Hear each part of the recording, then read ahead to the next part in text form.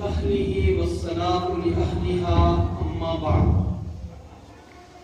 فأعوذ بالله من الشيطان الرجيم بسم الله الرحمن الرحيم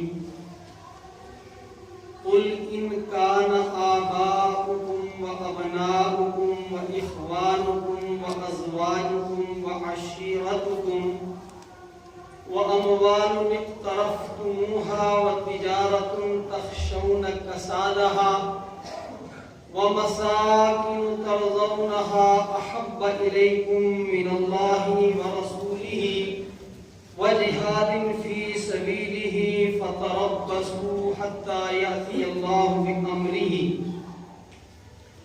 وقال الله تبارك وتعالى في مقام آخر إنما يريد الله ليذهب عنكم الرجس أهل البيت ويطهركم تطهيرا. وقال النبي صلى الله عليه وسلم تركتم فيكم شيئين كتاب الله وسنة رسوله وفي رواية عترتي أهل بيتي. وقال النبي صلى الله عليه وسلم أدبوا أولادكم ثلاث خصال حب نبيكم وحب أهل بيته وتلاوة القرآن كما قال عليه الصلاة والسلام صدق الله وصدق رسوله النبي الكريم ونحن على ذلك لمن الشاهدين والشاكرين والحمد لله رب العالمین. آپ نے مہمان مکرم کا بامقصد عام فہم بیان سنا. اللہ تعالیٰ انہیں جزائے خیر عطا فرمائے, ہم سب کو انہیں بھی عمل کی توفیق عطا فرمائے. اکرام مہمان کا تقاضا یہی تھا کہ مزید انہی کی گفتگو ہوتی, لیکن چونکہ نظم و ضبط کا مسئلہ ہے اور پہلے سے اعلان شدہ موضوع پر گفتگو کرنا مقصود ہے. العذر عند الکرام الناس مقبول. حضور اکرم صلی اللہ علیہ وسلم کی ایک حدیث پاک میں نے آپ کے سامنے پڑھی.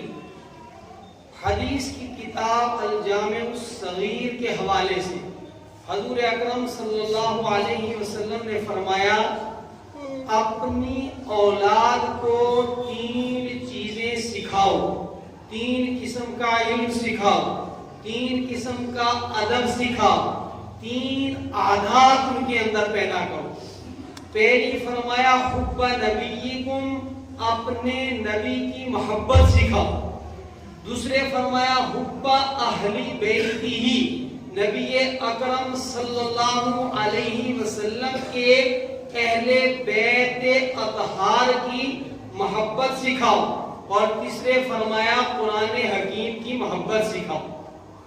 علامہ مناوی رحمۃ اللہ علیہ فرماتے ہیں وَلِہَذَا وَاجِبٌ, لہذا یہ 3 محبتوں کے بیچ اپنی نسل, اپنی اولاد, اپنے شاگردوں کے دل میں ڈالنا ضروری ہے.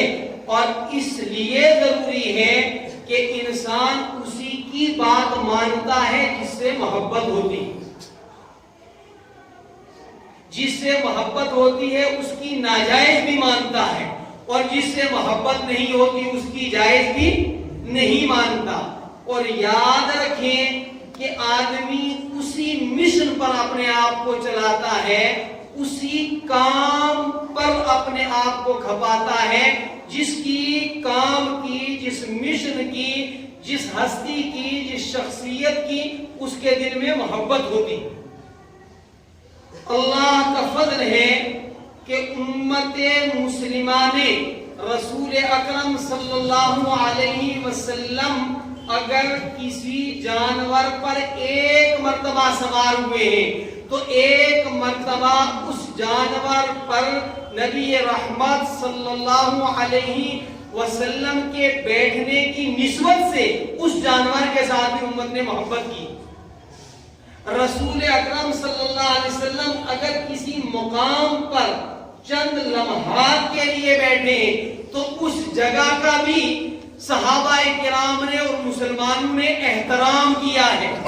تو پھر یہ کیسے ہو سکتا ہے کہ صلب مصطفیٰ صلی اللہ علیہ وسلم سے چلنے والی مقدس نسل کے ساتھ محبت نہ کی جائے؟ رسول اکرم صلی اللہ علیہ وسلم کا مقدس گھرانہ ہمارا ایمانی اثاثہ ہے. نبی رحمت صلی اللہ علیہ وسلم کا مقدس گھرانہ قابل احترام ہے، قابل عزت ہے اور تقاضا ہائے ایمان ہے کہ ان کا ذکر خیر کیا جائے، ان کا ذکر خیر سنا جائے. یہ ہمارے ایمان کی غذا، یہ ہمارے ایمان کا تقاضا ہے. حضرت رسول اکرم صلی اللہ علیہ وسلم کی ازواج مطہرات منورات مقدسات جو ہیں وہ ساری آپ کا اہل بیت ہے.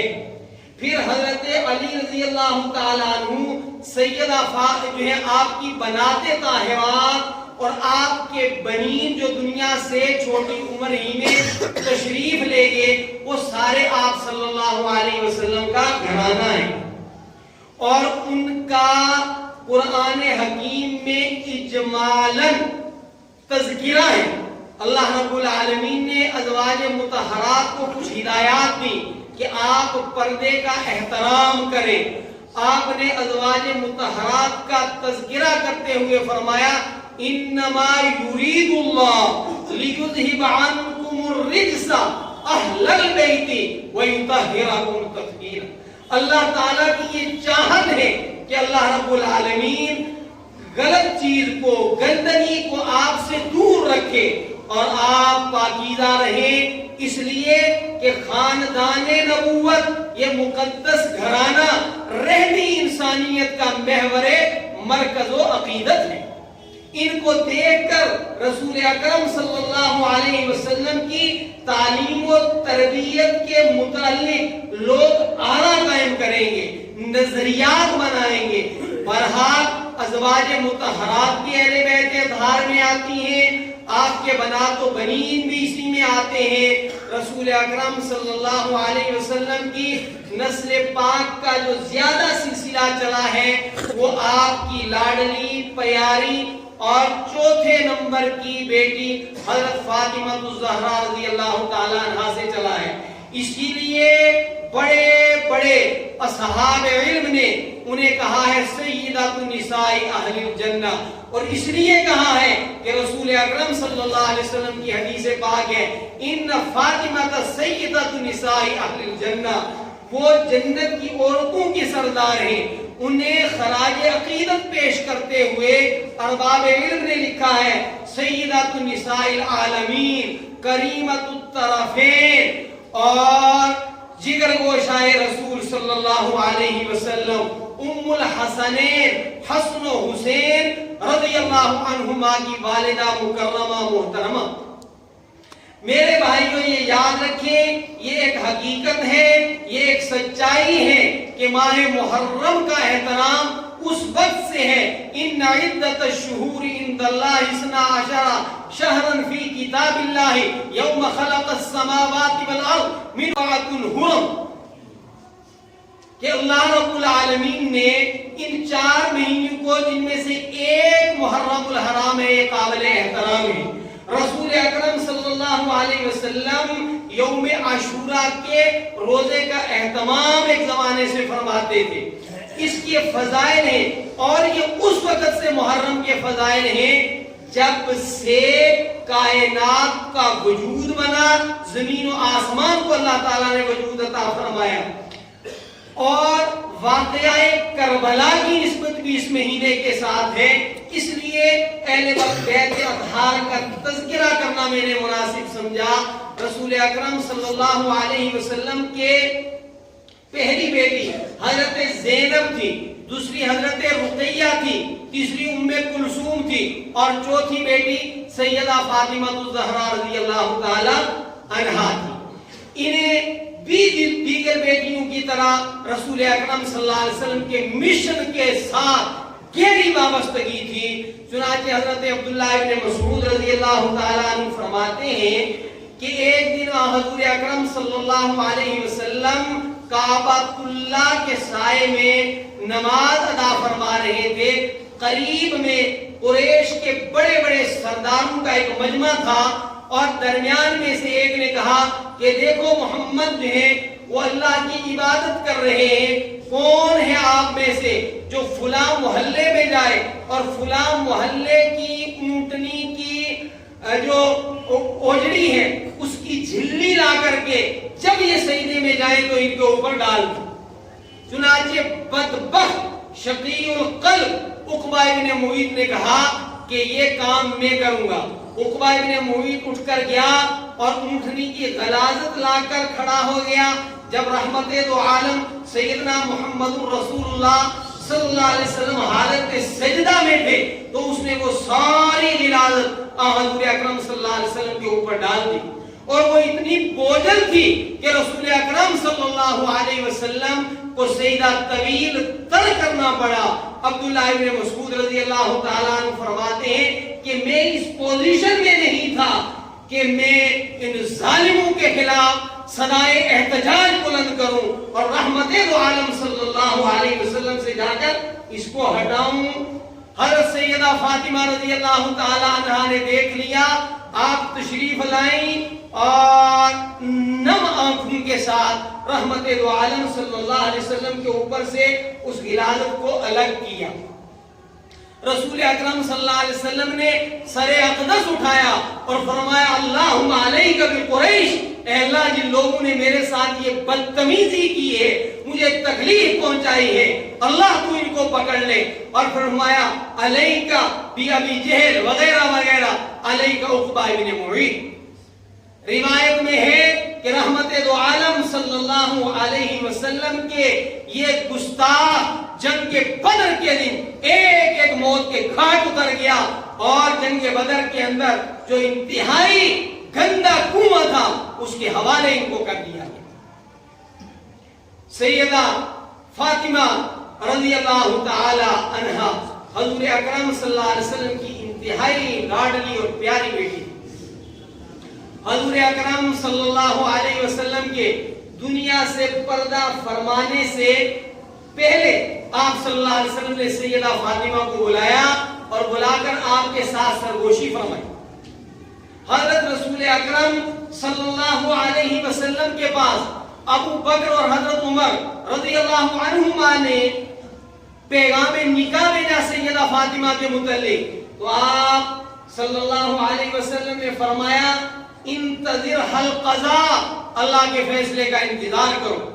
حضرت علی رضی اللہ تعالیٰ عنہ جب تشریف لے گئے منگنی کے لیے تو رسول اکرم صلی اللہ علیہ وسلم نے انہیں خوشخبری سنائی، اور اس کے بعد فرمایا کہ شیخین کو بلاؤ، حضرت عثمان کو بلاؤ، مہاجرین اور انصار کو بلاؤ، سب کو بلا کر رسول اکرم صلی اللہ علیہ وسلم نے فرمایا ابھی کچھ دیر پہلے جبریل میرے پاس آئے اور آ کر فرمایا کہ رب العالمین نے مجھے یہ حکم دیا ہے کہ میں فاطمہ کا نکاح علی سے کرواؤں۔ سیدنا فاطمہ الزہرا رضی اللہ تعالی عنہا کے بدن سے حضرت حسن اور حضرت حسین کی پیدائش ہوئی۔ حضرت حسن رضی اللہ تعالی عنہ کے متعلق رسول اکرم صلی اللہ علیہ وسلم نے فرمایا ان ھذا ابنی سید، میرا یہ بیٹا سردار ہے، اور اللہ تبارک و تعالی اس کے سبب سے مسلمانوں کی دو بڑی جماعتوں کے اندر صلح کروائے۔ خاندان نبوت کا پیغام، خاندان نبوت کا عمل ایک طرف یہ ہے کہ اتحاد ہو، درمیان میں اتفاق ہو، لوگ یک طرفہ پڑھتے ہیں، جس طرح نماز فرض ہے، جس طریقے سے زکوٰۃ فرض ہے، جس طریقے سے روزہ فرض ہے، جس طرح اور بہت سارے اسلامی احکامات ہیں، اس طرح قرآن نے ہمارے ذمہ ایک فریضہ یہ بھی رکھا ہے وَاعْتَصِمُوا بِحَبْلِ اللَّهِ جَمِيعًا، اتحاد بین المسلمین، مسلمانوں کے درمیان خوشگوار تعلقات، ایک دوسرے کے حقوق کی پاسداری، بحیثیت مسلمان ایک دوسرے کا احترام کرنا، بحیثیت مسلمان اس کے سامنے جھکاؤ دکھانا، بحیثیت مسلمان رحماء بینہم کی تصویر مسلم معاشرے کے اندر پیش کرنا۔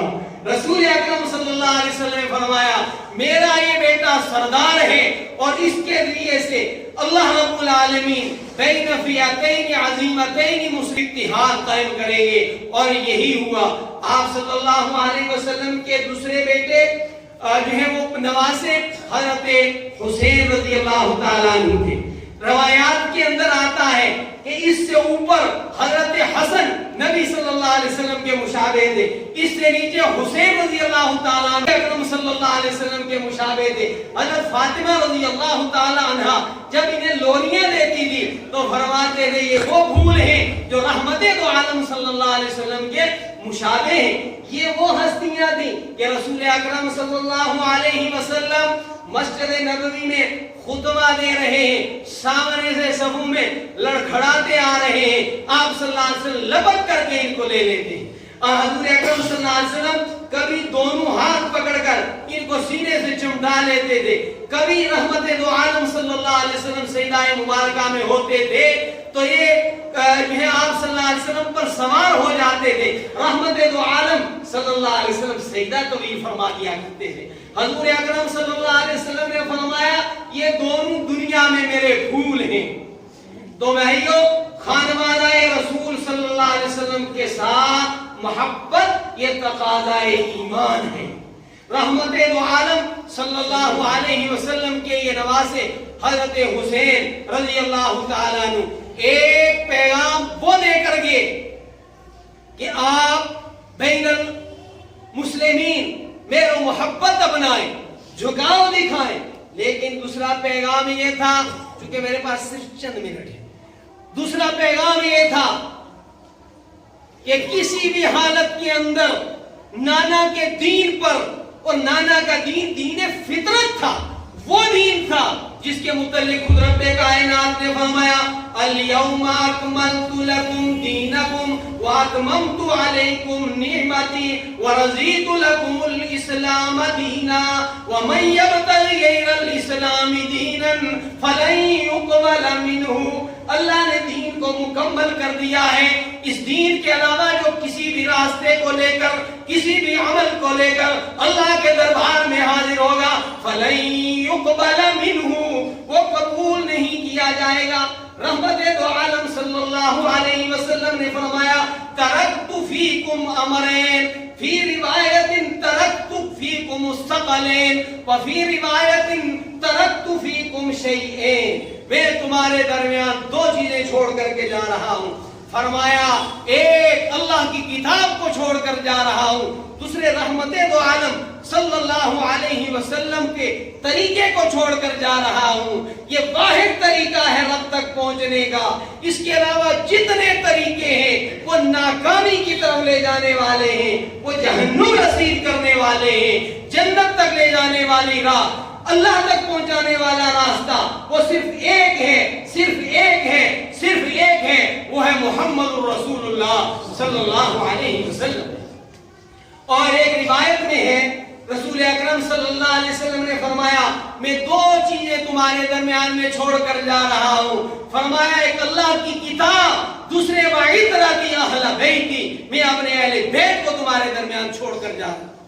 اس لیے کہ رسول اکرم صلی اللہ علیہ وسلم کی جلوت خلوت اور ہمہ وقت کی مصاحبت جو اہل بیت اطہار رضوان اللہ تعالی علیہم اجمعین کو حاصل تھی، وہ اس چیز کی غماز ہے کہ آپ کو وہ دین اہل بیت اطہار سے اسی طرح ملے گا جس طرح آپ کو صحابہ کرام رضوان اللہ تعالی علیہم اجمعین سے ملا۔ رسول اکرم صلی اللہ علیہ وسلم فرماتے تھے حسین منی وانا من الحسین، میں اور حسین جدا نہیں ہیں، اور فرمایا اللہ اس سے محبت کرے جو حسین سے محبت کرتا ہے۔ یہ بہت بڑا مقام ہے۔ چنانچہ حضرت حسین رضی اللہ تعالیٰ عنہ کو دھوکہ دے کر کے کوفے والوں نے بلایا اور حضرت حسین نے آخری وقت تک ایک پیغام دیا. بے شک حضرت حسین ایک شخص ہے، یزید ایک شخص ہے، لیکن اپنے کارہائے نمایاں کی وجہ سے حسین ایک پیغام ہے، حسین ایک کردار ہے، حسین ایک نظریہ ہے اور یزید ایک نظریہ ہے، یزید ایک کردار کا نام ہے. اصل یہ ہے کہ محبت اہل بیت کا جو ہے تقاضا یہ ہے کہ کردار حسین کو اپنایا جائے، نظریہ حسین سے اتفاق کیا جائے. اور نظریہ حسین کیا تھا، کردار حسین کیا تھا؟ وہ یہ تھا کہ عدل پر چلو، انصاف کے تقاضوں کو پورا کرو، دین کو من و عن اپنے عمل کے اندر لاؤ. یا ایھا الذین آمنوا ادخلوا فی السلم کافہ. حسین کا کردار یہ تھا، حسین کا نظریہ یہ تھا کہ جس دین کو امام الانبیاء فخر رسل جناب محمد رسول اللہ صلی اللہ علیہ وسلم لے کر تشریف لائے ہیں، اس کے اندر نہ افراد کرو نہ تفرید کرو. یہ ہے حسینیت. اور حضرت حسین رضی اللہ تعالیٰ عنہ نے اس حالت کے اندر بھی کہ جب یہ قافلہ تصویر مظلومیت کی تصویر بنا ہوا ہے، اس وقت بھی نماز کا اہتمام ہے، اس وقت بھی احکام حق سے باز نہیں آیا. یہ قدم قدم بلائے، یہ سواد کوئے جانا، جسے زندگی ہو پیاری وہ یہیں سے لوٹ جائے. راہ وفا میں ہر سو کانٹے، دھوپ زیادہ سائے کم. راہ وفا میں ہر سو کانٹے، دھوپ زیادہ سائے کم، پھر بھی اس راہ پہ چلنے والے خوش رہے پچھتائے کم. یاد رکھو حسینی کردار کے حامل رہتی دنیا کے لیے رہنما بنیں گے اور یزیدی کردار کے لوگ اپنے اوپر لعنت کے مستحق بنیں گے. حضرت حسین کا کردار یہ کہتا ہے میری زندگی کا مقصد تیرے دین کی سربرازی، میری زندگی کا مقصد تیرے دین کی سربرازی، میں اسی لیے مسلمان، میں اسی لیے نمازی.